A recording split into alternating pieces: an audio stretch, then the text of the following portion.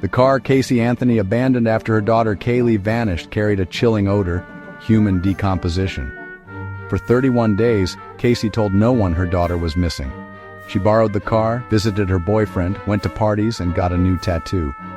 All the while, the secret festered in the trunk, a silent witness to tragedy. This detail became a cornerstone of the prosecution's case. How could a mother ignore such a smell? Investigators saw the scent as evidence that Kaylee hadn't simply wandered off. It pointed to a crime close to home.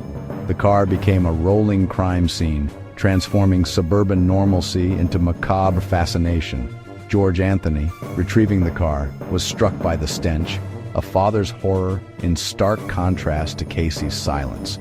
This divergence highlighted the fractured reality within the Anthony household, setting the stage for a legal battle where family loyalty would be tested and weaponized. The odor was more than death. It was the scent of secrets and lies poisoning everything. Uncovering what happened to Kaylee would mean peeling back layers of deception, not just from Casey, but from the family meant to protect her. The truth was buried under conflicting stories and broken trust.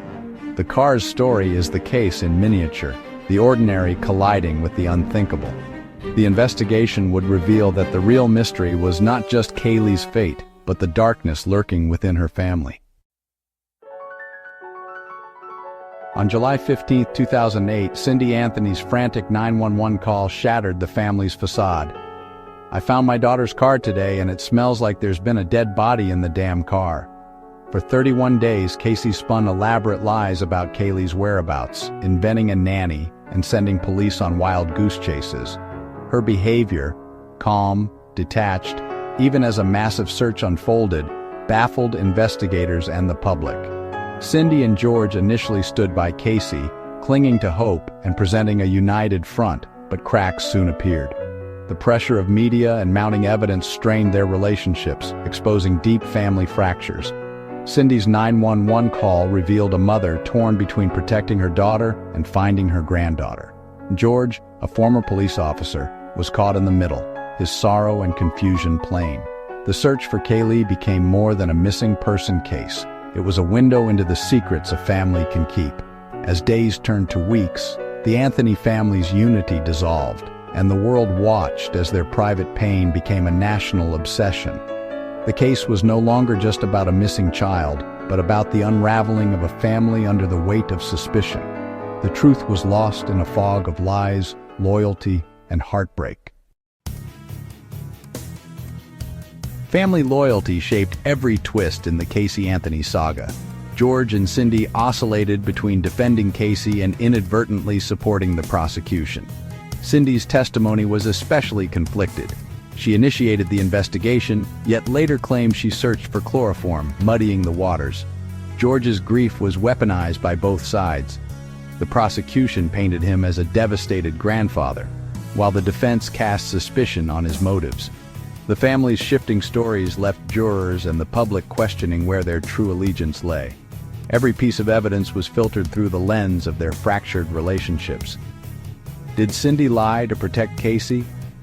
Was George's sorrow genuine or a cover for complicity? The courtroom became a stage for family drama, obscuring the search for truth. The quest for justice was lost in a web of conflicting loyalties and unresolved pain. In the end, the family's testimony created more questions than answers. Jose Baez's defense strategy was to turn the case upside down, blaming the Anthony family itself. He argued Kaylee drowned accidentally, and George Anthony orchestrated a cover-up, instructing Casey to hide the truth. Baez went further, alleging George had abused Casey, explaining her lies as trauma responses. The defense put George on trial, recasting his grief as possible guilt. This approach risked alienating the jury, but in a case with no clear cause of death, it only needed to create doubt. The family's own conflicting statements gave the defense fertile ground. The prosecution's narrative of murder was challenged by a plausible alternative, a tragic accident and a desperate cover-up. The defense didn't have to prove innocence, just raise questions. By exploiting family fractures, Baez introduced reasonable doubt. The search for truth was sacrificed for a strategy that destroyed the family's credibility. The courtroom became a battleground of betrayal, leaving the jury to choose between two devastating stories. In the end, the defense's story was enough to shake the foundation of the prosecution's case. In American justice, the prosecution must prove guilt beyond a reasonable doubt. The prosecution presented circumstantial evidence, the smell in the car, computer searches, duct tape, and Casey's lies. But the defense countered each point. Trash, not a body, Cindy made the searches, duct tape used after death, lies as trauma. The lack of a clear cause of death was the prosecution's biggest hurdle. Kaylee's remains were skeletal, and the medical examiner couldn't determine how she died. The jury faced two competing stories: premeditated murder or tragic accident and cover-up.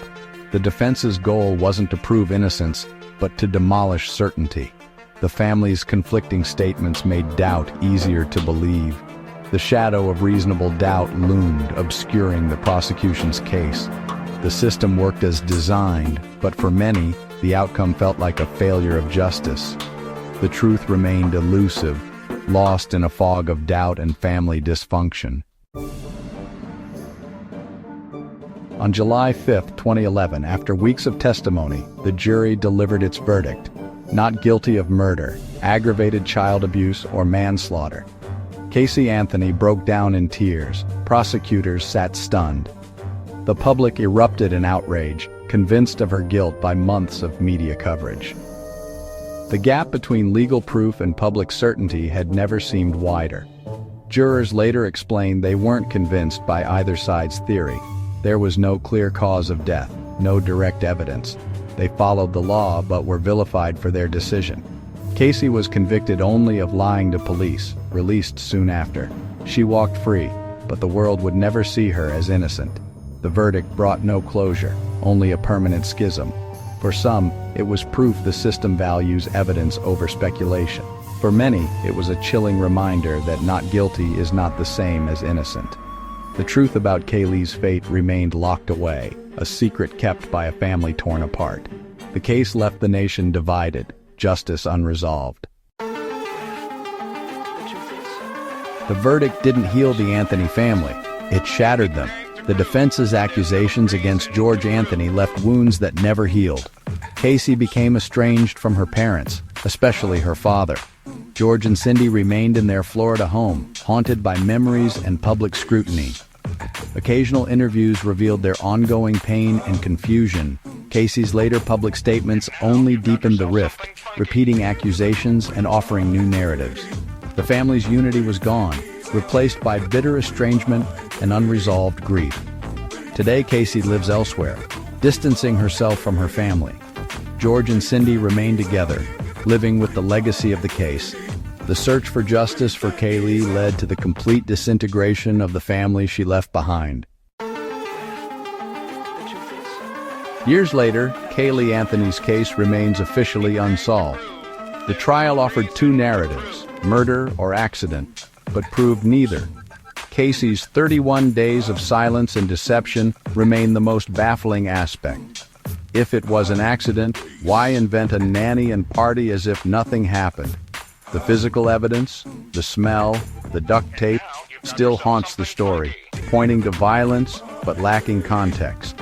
Without a confession or new evidence, these questions persist. Casey herself claims not to know what happened, a statement that chills many. Is she a manipulator, a victim, or something else? The truth about Kaylee's final moments remains the central enigma, leaving more questions than answers. The Casey Anthony saga is a dark fable about family, lies, and the limits of justice. It exposes how loyalty and dysfunction can obscure the truth, allowing reasonable doubt to flourish. The jury's verdict was legally sound but morally unsatisfying for millions. The case's enduring power lies in its ambiguity. No confession, no closure, just fractured accounts and a vanished child. The defense's narrative was never proven, but it was enough to dismantle the prosecution's case. The truth was lost in competing stories, a casualty of a system that prioritizes acquittal over certainty. The case forces us to confront the price of loyalty and the weight of family secrets. The most unsettling legacy is that the truth about Kaylee may never be known, leaving us with a permanent sense of unease.